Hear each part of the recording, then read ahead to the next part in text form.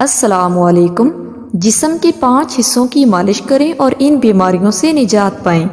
Depression ہو، ہاتھ پاؤں کانپتے ہوں، ذہنی پریشانی ہو، دل و دماغ کی کمزوری ہو، یادداشت بڑھانے کے لیے، معدے کی ہر تکلیف دور کرنے کے لیے، بخار کے بعد ہونے والی کمزوری دور کرنے کے لیے، ان سب بیماریوں کے لیے یہ ٹوٹکا بہت مفید ہے۔ نمبر 1، دونوں ہاتھوں کی ہتھیلیوں کی مالش۔ نمبر 2، دونوں پاؤں کے تلووں کی مالش۔ نمبر 3، ٹخنوں کے عین پچھلے حصے کی مالش۔ نمبر 4، پنڈلیوں کی اختتام پر جو ایڑی کو اوپر پٹھا کھینچا ہوتا ہے اس کی مالش۔ نمبر 5، کنپٹیوں کی مالش۔